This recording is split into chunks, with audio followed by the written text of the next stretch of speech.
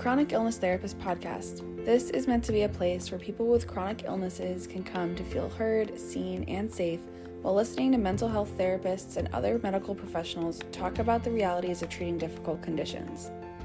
This might be a new concept for you, one in which you never have to worry about someone inferring that it's all in your head. We dive deep into the human side of treating complex medical conditions and help you find professionals that leave you feeling hopeful for the future. I hope you love what you learn here, and please consider leaving a review or sharing this podcast with someone you love.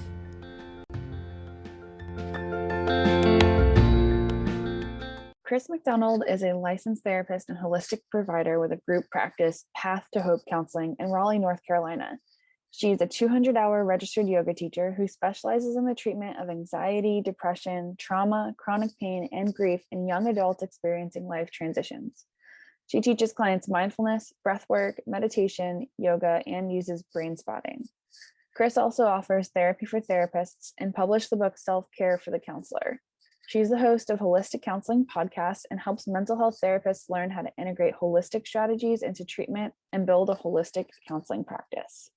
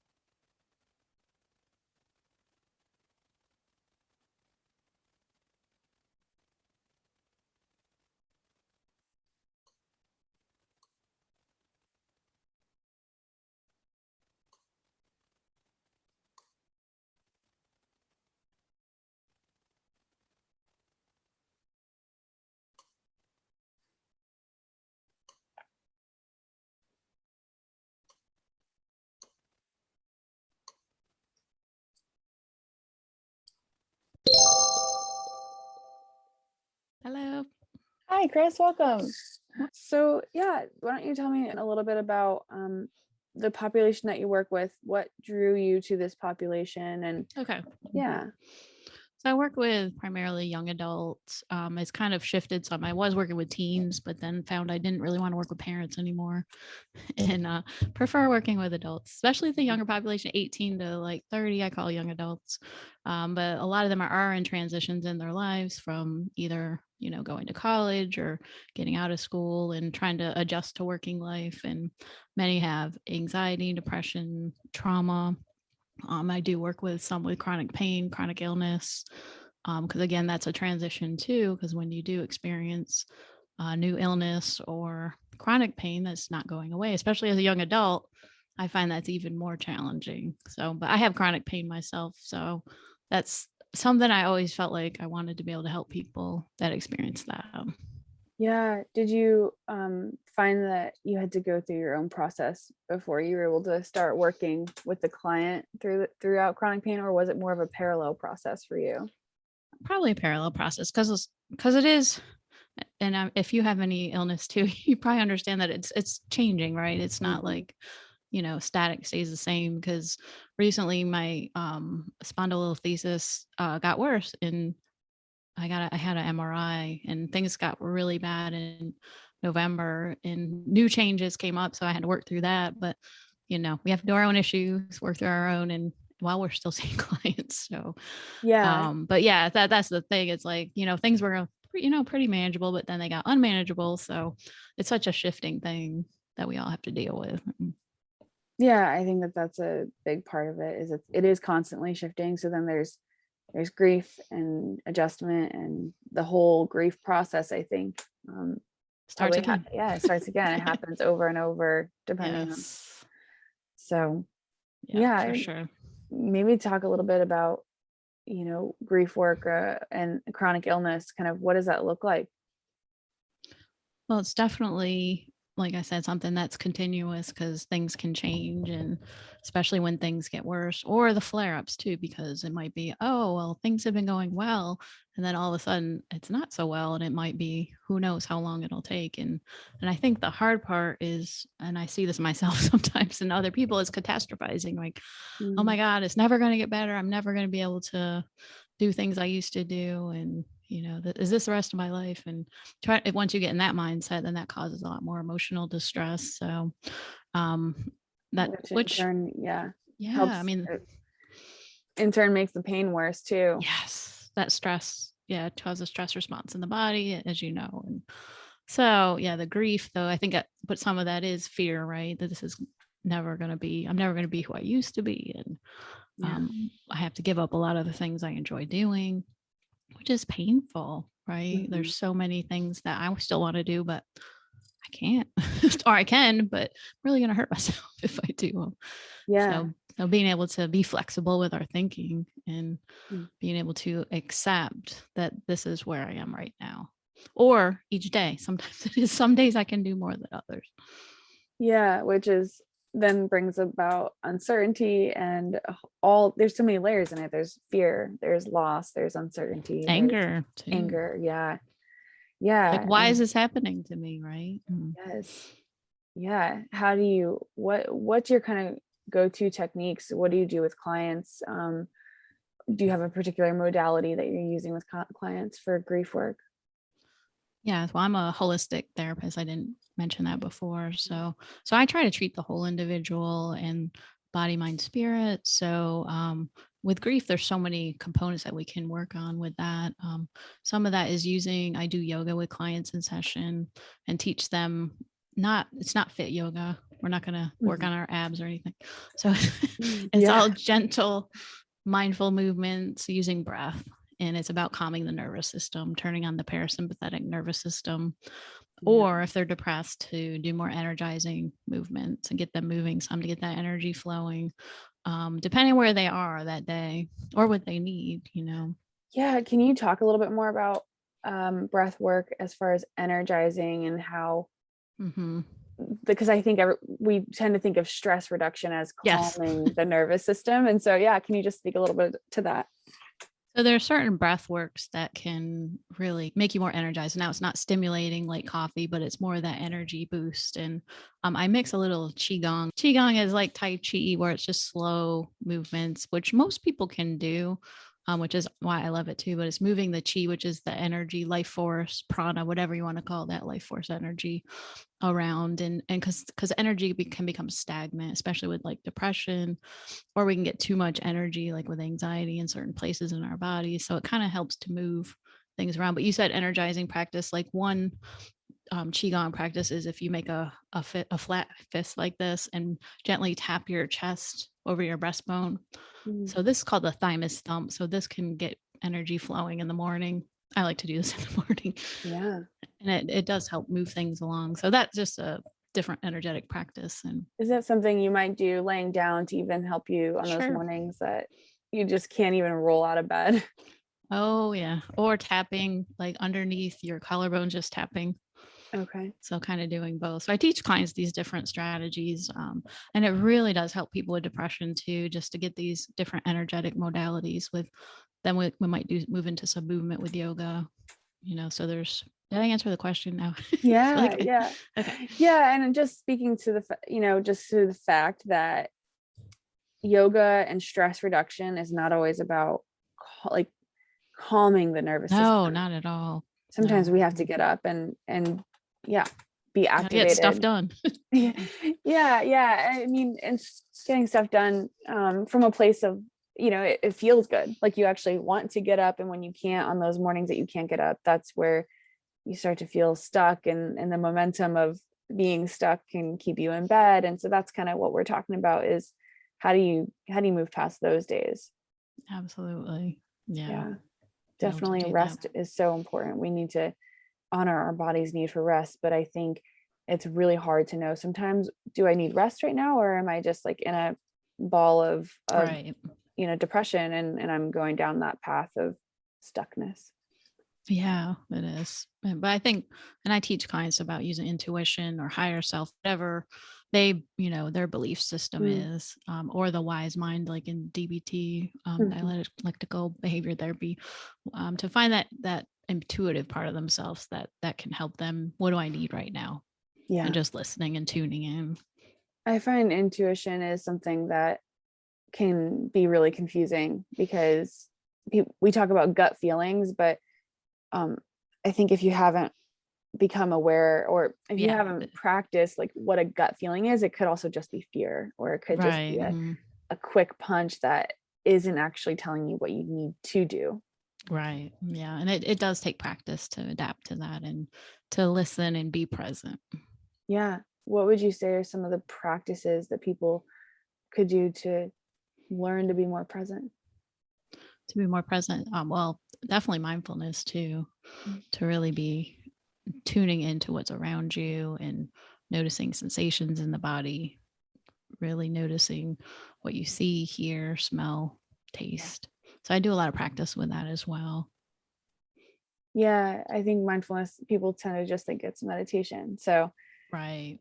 we're really talking about being super intentional about what you notice around you and inside of you. I like that you mentioned sensations because I think that one gets missed a lot. Yeah. Yeah. What am I feeling in my body? And doing body scans, which means just going from head to toe, just noticing different parts of your body. 'Cause a lot of Mm. times, people that I see too, they have a lot of racing thoughts and they have difficulty controlling their thoughts because things just get out of hand. They're in their head too much and they're not in their bodies. Yeah, and for people with chronic pain, do you notice a difference between your clients with chronic pain and those without? Not a huge difference. But I do have some people who dissociate, so it's a lot harder for them to connect with their body at times. So it is a slower process to for them to get used to feeling sensation and being in their bodies. Yeah. Yeah, I find when we live with chronic pain, it's really easy to start to dissociate from your Yeah, body. which makes sense, right? Yeah, I mean, who wants to be aware of the pain? But Yeah, exactly. can you talk about the awareness process a little bit in regard to the pain cycle, what it looks like when you become more aware of your pain and using some of these mindfulness practices when you're feeling pretty distressed from your pain? Yeah. So just tuning into those sensations, just noticing, but also, and one thing that just for your listeners to focus on too is where do you not feel pain right now too? So switching back and forth with that, which sounds odd, I know, and it's hard when the pain can just overtake you. But that's one way that physiologically you can help yourself too. To say, okay, is my left foot? How is my left foot? How is my right foot? And just Mhm. going in different parts of your body to just notice and breathing into it. So using breath work is one thing that I do too, is really just giving yourself that space and grace on those difficult days Mhm. because you may not be able to do much at all that day, but that's okay. Yeah. Yeah, that's a really good point. Just being able Yeah. to focus on non-pain as well. Yeah. Yeah. But it can be hard on bad days. Yeah, I think it even can feel sometimes. I find this with few of the clients I've worked with and myself as well. I think our pain serves a purpose in a Yes. lot of ways, a lot of times stemming from childhood. And I've found that when I start to look at the places where I'm not in pain, it can sometimes feel invalidating. And so it kind of keeps us there, it keeps us stuck in the pain cycle because we don't want to disown or abandon Right. the Of part of us course. that really needed that pain part. That's Yeah. where I Yeah. think therapy comes in. Yeah, absolutely. And how Yeah. you view it and what's your perception of that and what are you telling yourself about it? I think that's huge with chronic pain. What is going through your mind with this? Hmm. Because we can sometimes invalidate ourselves and make things worse for ourselves too by causing ourselves more distress. Yeah. Yeah. It does happen. Um, so what else comes to mind when you think about when you're working with grief and you're working with chronic illness and chronic pain? What's something that you feel like is just important for someone to know um, if they're struggling with how to move or how to get up and do. Sometimes just stopping, right? And just allowing yourself that space to say, this is a moment of suffering, Mm. and putting your hand wherever that suffering is, wherever you're feeling that, if it's on your back, on your leg, your belly, wherever it is, and just being there with it and Mm. allowing it to, sometimes just having that compassion for it. Because Yeah. I think that once we tense up and get stressed out about it, then it causes more pain and part of the pain cycle, like you mentioned too. But having compassion for yourself, I think, is so important through the whole process. Hmm. Yeah. And how long have you been working holistically? Has it been since the start of your career or? I was a school counselor for 16 years. So I always have done some breath work and gradually learned meditation. And I teach meditation now too. So it's been kind of a gradual process. And then I got my yoga certification, which I never thought I would get that and be a yoga teacher. But that's part life changes. So Yeah. What motivated you? What was the catalyst for that? I actually took a brief course online about teaching yoga to clients, and I just loved it so much. And I was like, I want to learn more. And so I kept researching and trying to find a yoga that felt good for me. So that's when I found this subtle yoga, and it's just been life changing. And because I felt like talk therapy can only go so far. Yeah. And I'm more body based, medically based. And I feel like I can get so much further and help teach clients these skills that are lifelong skills to manage, whether it's chronic pain, anxiety, depression, trauma, so much more.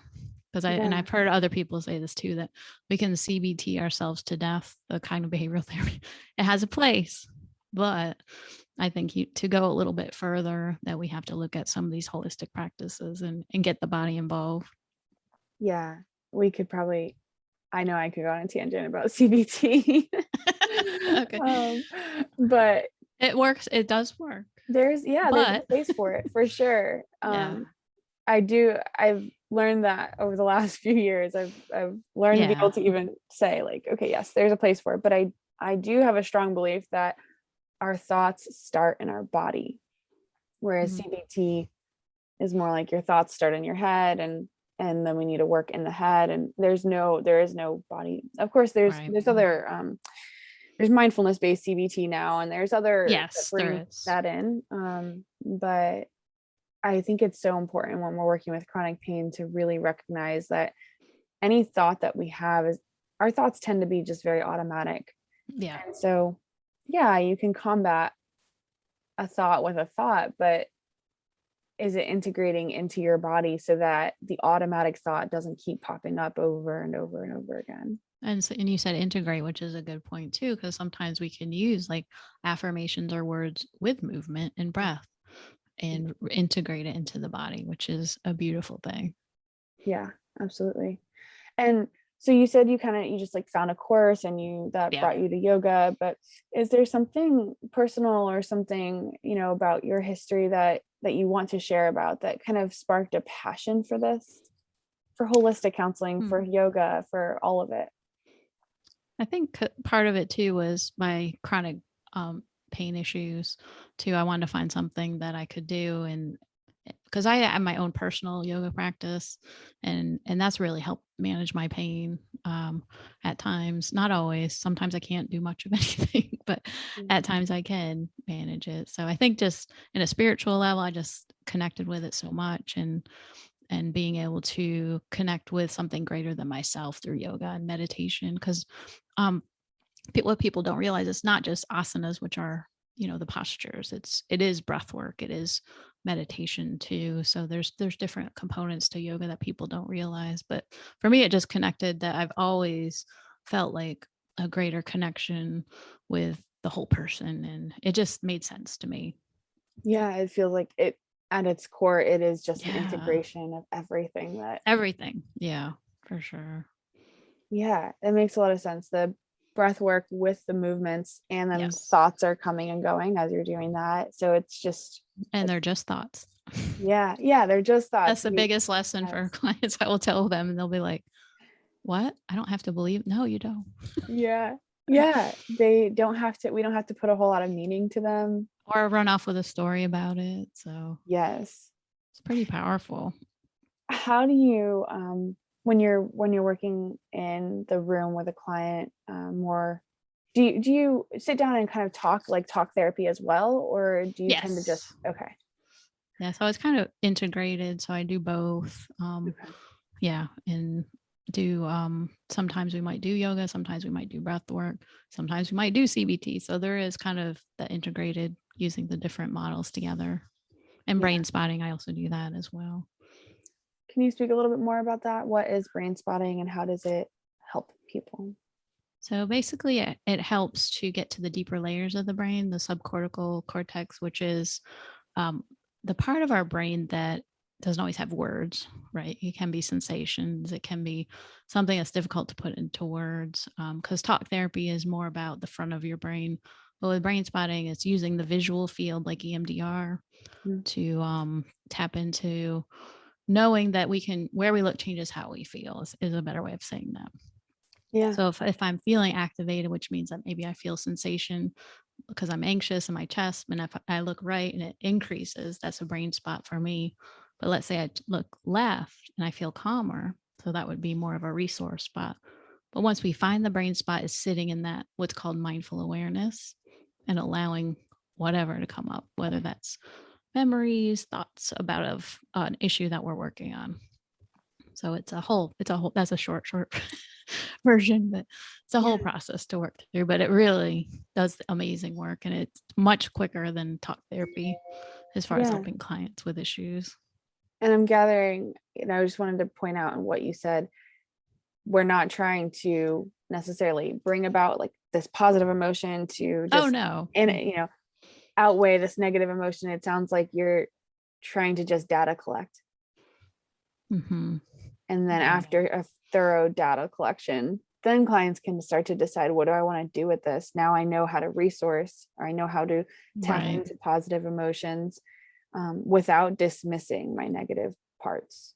Right. So it's a whole parts of that. But we can also, the interesting part of brain spotting. So let's say that if I do feel better looking at the left and we find what's called a resource spot, we also look at what is a place in your body where you feel most grounded. So let's say I feel it in my legs. So I'm going to tune into that and just kind of stay with that. But it's okay to we call it processing. So if we stay in that brain spot and process whatever the issue is I talked about before, because we pick one issue and kind of get it down detail. What they found research wise is that people actually move faster when they're more grounded.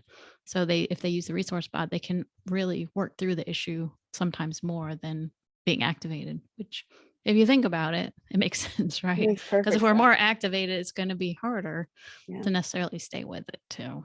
Yeah, when you're activated, your body's like, okay, where's the tiger? Basically, So it's looking tough. around everywhere. And someone might say, like, well, I know there's no danger in this room, but it's your insides still feel danger and Exactly. they react to danger the way someone would have 100 years ago, 200 years, 1,000 years ago.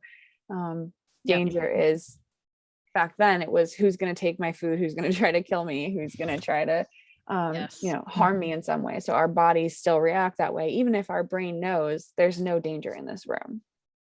Yeah, brain spotting is just trying to work through the issue and process it because thinking about this is I'm not going to go into the whole thing about it, but when we have let's say a trauma, for example, and we don't process it, and let's say we suppress it, which is a normal reaction, because of course it's hard to stay with it and want to be able to talk about it and deal with that difficult emotion or what we saw. So it kind of goes in the brain. Think of it as like little capsules, right? Stored in the brain, unprocessed.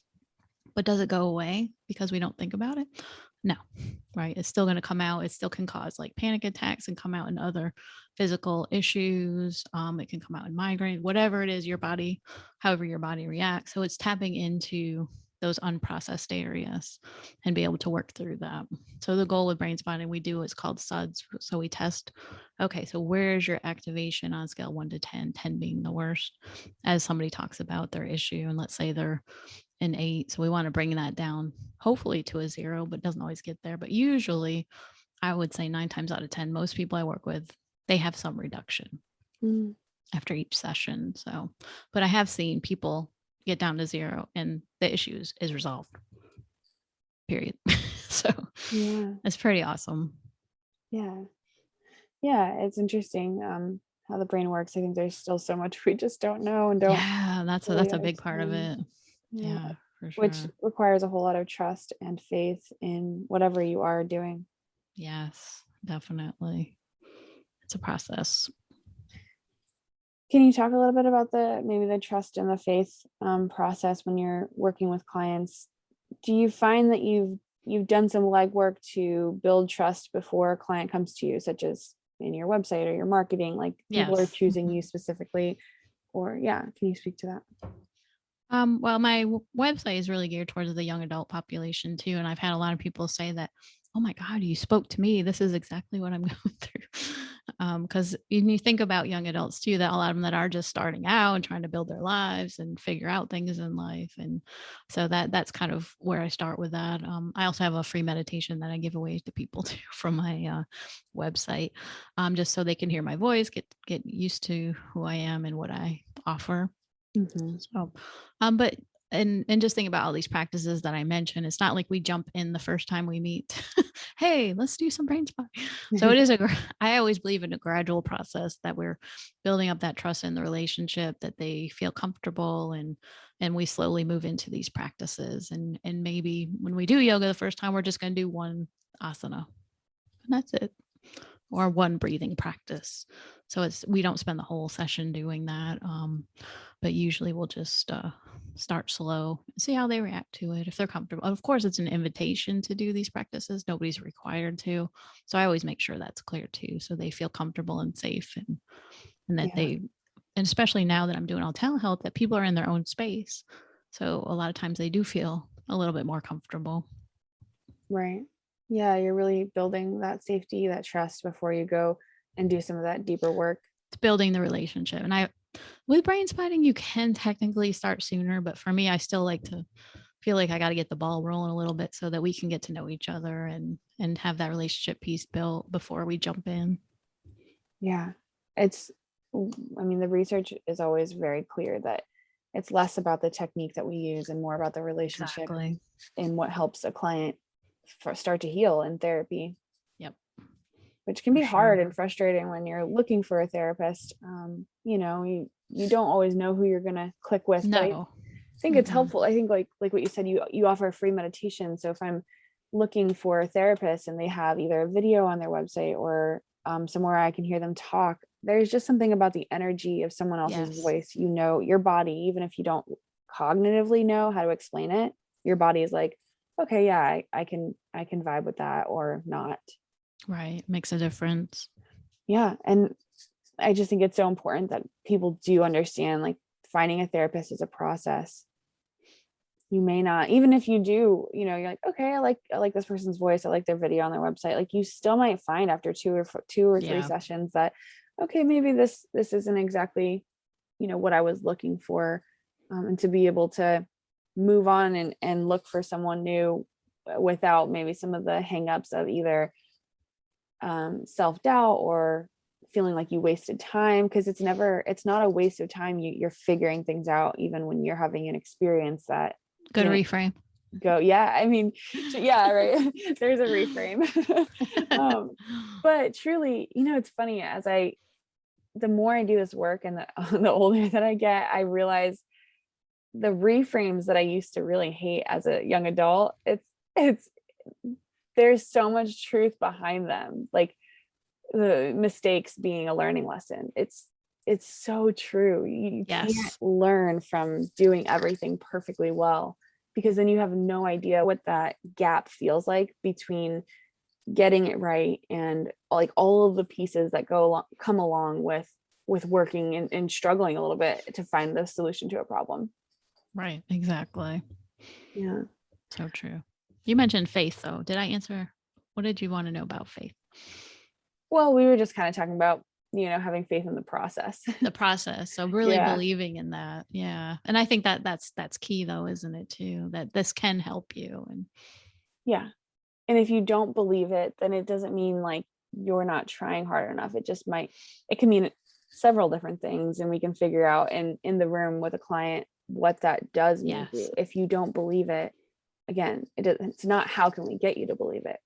It's, which I think is more down that CBT route. So sometimes Yeah. that's appropriate. But Yes. other times it's more like, okay, you don't believe it. Well, what do you believe to be true? And where does that lead you? When that happens. For True. people with chronic pain and chronic illness, it's huge because everything we do requires so much energy. Yes. And we don't really have much time or energy to waste because of that. So I think it's important that, we're really being intentional with what we're doing in therapy, what we're doing in our lives, to kind of figure out what we want to do next before kind of just like jumping into anything and everything. And we waste so much energy, and then we kind of have a lot of failed experiences that maybe start to give us a story about what works and what doesn't work. Yeah. And knowing that it's a process and reminding yourself, because I have my clients get frustrated. Why does it take so long? Well, you've had decades of, a lot of these behaviors and thoughts. So it's not going to happen in a month or two. Yeah. You need repetition and experience to integrate what you're learning in therapy. Yeah. So that alone takes time. Multi-layered, right? Yeah. Repetition's really important and really, for some reason, really frustrating. So it takes a long time. Yeah.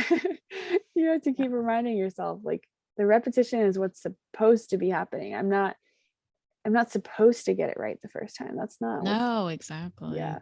That practicing, because with breath work especially, it really takes time to get used to that sensations and how that feels in your body. That's a really good point. And going back to the chronic pain piece, when we have a new sensation in our body, it often feels very scary, wrong, not supposed to be here. And so a practice like yoga, it helps you get familiar with the unfamiliar. Exactly. Yeah. And be in touch with the body and just that connection piece, mind, body, spirit. So important. Yeah. And can I just add one more thing too to that? Because a big part of this too is acceptance, which is one of the hardest things in chronic pain, especially when you have a shift. I started to get severe nerve pain in November. I never had nerve pain before. I thought I was going to lose my mind. That was worse than any back pain or migraine I've ever had in my life. So being to that place of acceptance was just so hard. It's so hard, but it is work that you got to really put that intention out there that this is where I am. This is what I have. And now when I get it now, the nerve pain too, it's a sensation. There it is. Yeah. I'm okay. So let me just sit with that. Let me do what I need to do. And I'm hearing that it comes and goes. Yeah. Now it's much better. Yeah. But it's so hard when a new symptom arises. It really does feel like, whoa, this is how it's going to be forever. And it's only going to get worse from here. Yeah, exactly. Yeah. I felt like and I think you mentioned this before, that a lot of times the medical community doesn't recognize it or brush us off, right? I had gone to a doctor and I felt like I wasn't being heard, like how bad this was, and waking me up in the middle of the night and couldn't function and could barely function through counseling. It was just awful. Yeah. But I just feel like nobody was hearing me at that time. Yeah. I think when people don't know what to do and they don't know how to fix, they're like, oh, that's not real, because there's no solution to it. Yeah. It's just so hard. Yeah. And that's what I think a lot of these practices do, is they get you familiar and comfortable with not knowing what to do. That's it, isn't it? Yeah. And acceptance is not only is acceptance a big part of that, and that acceptance helps you navigate some of these practices, but it also helps you learn. These practices help you learn acceptance. Oh, absolutely. Being in that present moment. Yeah. Yeah. That's all we have. What else comes up around acceptance that you might want people to know or hear? Don't beat yourself up if you're not accepting. Yeah. So I don't know if your listeners believe in holistic practices, but I had gone to a Reiki person back in December, and she had heard, like, listening to, I didn't say this right. She had, I don't know how to say this, her intuition, okay, was coming up that I was not accepting. I was I just want this to go away. I just want this to go away, which was true. Because it was new. Yeah. It was so hard. So that was a real eye opener. She's like, you're not accepting this. I'm like, no, I'm not. It was like, I mean, you can get defensive, angry with that too, because it just feels like overwhelming. And how am I going to live my life if I can't even sit or stand at all, hardly? I have to keep changing positions every 5 seconds. Yeah, which I think brings on a whole other conversation about our fear of disability and what that means and looks like in our country. Um, but also, just to keep it on track with this, that anger and that frustration, I think, is so critical to the process. And when a client comes in for therapy and they are frustrated or Yes. even frustrated with our therapy, it's very easy as a therapist to feel like you're doing something wrong and you want to get them like deactivated. But I really learned over the years that this activation just means we're right about to turn a corner. Like Yes. we're right there. This is a part of the process. And actually what I can do with you is I can just hold space here.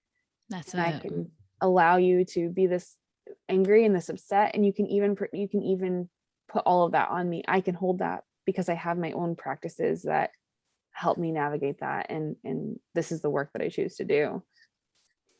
Right. And but that's allowing, isn't it? Allowing whatever emotion to come up. And I think for your listeners to remember that too, that we have to allow. That's the hardest thing, but it's what emotion is there. Cause like anger, right? We want to push it. I don't want to be angry. We want to push it down. But just if you allow that and allow yourself to process it and be with it, it's going to ease up. Feelings are temporary. Yeah. Well, I think in our society, we are not allowed to be angry. Right. It's around every single corner. Anger equals bad and it equals like you cannot display that. So it makes perfect sense that somebody would not only fear anger, but also have a bunch of shame come up when they do start to get angry and then try to shove it down and suppress it. Oh, yes. Yeah. That makes sense.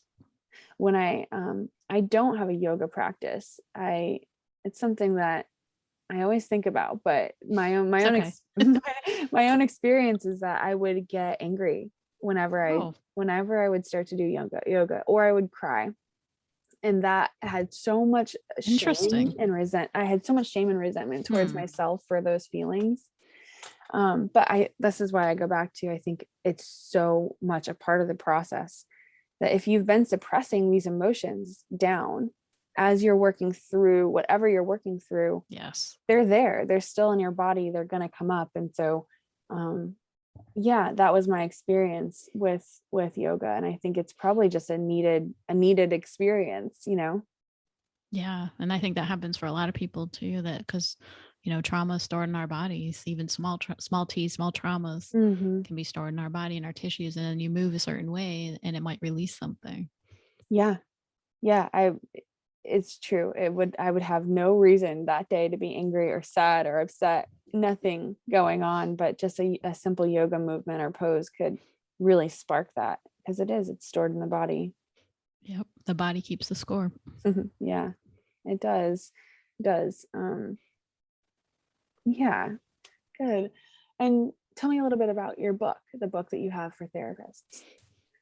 And so I published this book in 2017, Self-Care for the Counselor. So I always felt like I've done a pretty good job with self-care, if I can toot my own horn for a second. Of course. And I noticed a lot of people didn't, especially therapists are the worst. Let me tell my client to do self-care, but I'm not. And burning themselves out and just scheduling too much and not setting boundaries. So I was like, you know what? And I loved holistic things. I was like, why not put this together with holistic strategies, right? And put it together in a book so people have a resource. And so that's kind of what I did, just try to put it and think about all the different aspects of a person, whether socially, spiritually, physically, what can they do to develop these healthy habits and build them into a lifestyle so that they can take better care of themselves. Why do you think it's hard for therapists to take care of themselves, even when they can help other people learn how to take care of themselves? Yeah, that's a good question. That's the $1 million question. Well, I have a Facebook group for therapists too that is partially self-care, as holistic counseling and self-care group, but we do talk a lot about self-care, and there's a lot of people in there that do struggle with that still. I think a lot of people in this field are wanting to help others before themselves, Mm. whether that was ingrained from childhood, that's the way they were brought up, or society pressures that gotta help them, I really want to help people, but they forget about themselves. So it is kind of making that shift that I got to take care of me first. And Mhm. that's hard for especially women. We're nurturers and we want to make sure everybody else is okay. And then we'll get to me. Yeah, well, I think too, like learning from if you go through school to become a therapist and you have more textbook knowledge than lived experience, and if you still have a lot of fear around living fully, because living Yes. fully means making mistakes, it means going through the bad, it means going through grief and trauma, well, not trauma necessarily, but there's a trauma in living. There are good experiences and bad experiences, and if you're constantly trying to just like get the answer right, like we're kind of trained throughout elementary school, that's what it's, we get the answer right, then you're supposed to go to grad school or college and then grad school, and you're just supposed to keep getting it right.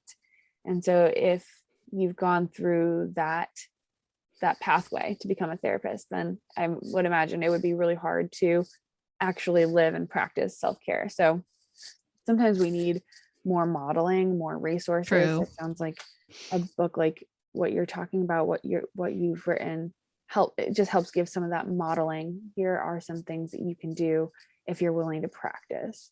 Exactly. Just making some, and it's not always huge life upheaval. It can be small changes. Because one thing I talk about in the book that I still do to this day is a morning routine. So figuring out what would be helpful for me in the morning to get my day off to a good start. Because I used to, when I worked like in the school system, I would get up with my alarm, shower, just rush around trying to get ready to go. That was how rushing energy, right? That's how I started my day every day. But then once I began my private practice, I do take some time to do some yoga, some meditation. And I'm not saying hour and a half yoga and Right. hour meditate. Sometimes I do one yoga pose and maybe I'll do a 5-minute meditation. So I think people have black and white thinking about a morning routine too, that it has to be XYZ, but it doesn't too. And that's why I talk about the book being flexible. What works for you? Yeah, that psychological flexibility is a huge component of acceptance and commitment therapy, which is my main modality. It's, and life experiences, I think, is what gives you flexibility or rigidity. Depends on what you make, the meaning that you make of it, and how you look at it. And you mentioned one thing about, you said it can even be small practices, but I think it is the small practices that make a that huge matter. difference. You're right. Those big experiences are great to look back on, but your nervous system doesn't recognize one experience. Your nervous system recognizes repetition, like we were talking about earlier. You need repeated experiences in order to integrate it into your psyche. Yeah, and it changes your brain, physical brain too. So just remember, you're rewiring your brain out of being reactive when you do yoga regularly and mindfulness and meditation, research based. Yeah, absolutely. Yeah, we can see it in scans, the brain changing, and just repetition. That's the key. So exactly. It's I think our expectations, especially with young folk, in social media, we have these like great images of people doing great things, and we just think that we have to get to that life or that thing, when really it's, I mean, what does it matter if you climbed Mount Kilimanjaro if you like hate your life every other second of the day? Like, you have to love the small moments in your life. So how do we get you there, and how do we help you repeat the enjoyable but mundane day after day after day? Absolutely. So joy in daily living, right? Yeah. Well, great. Where can people find more information about your podcast, your retreat, your book? So the holisticcounselingpodcast.com. And actually it's going through an upgrade. So right now I only have the episodes and show notes, but I've recently have been working with somebody who's helping me put together a full website. So it's going to have resources and everything on there. So it's now that we're going to our 1-year anniversary. And also I have, if anybody was interested, my YouTube channel is Therapist Raleigh. If you're welcome to see some of the ways that I teach yoga with clients, and use that for yourself, of course, is going to be helpful. And my practice website is pathtohopecounseling.com too. So. Great. Thank you so much for all of that. And I don't have the retreat information yet because I don't have all the details yet. No, that's fine. Soon to be coming and soon to be on the website once the website's launched. So hopefully in April 2022. Do you have an email list going? I do. Yeah. Okay. And that's and people can sign up for that. I have a free email course. It's a 9-part email course, but that's actually on my website right now. So if they go there and it's just scroll down at the bottom, it's a contact form you can fill out. And I do send regular emails through there. So get more holistic tips. What is that course when you sign up? Becoming a holistic counselor. Okay. Got it. Yep. Great. Well, thank you so much. Yeah. Thank you for having me. This was fun. Absolutely. All right. I'll just stop recording. If you learned something new today, consider writing it down in your phone notes or journal and make that new neural pathway light up. Better yet, I'd love to hear from you. Send me a DM on Instagram, email me, or leave a voice memo for us to play on the next show. The way you summarize your takeaways can be the perfect little soundbite that someone else might need in order to better absorb the same lesson. Lastly, leaving a review really helps others find this podcast, so please do so if you found this episode helpful.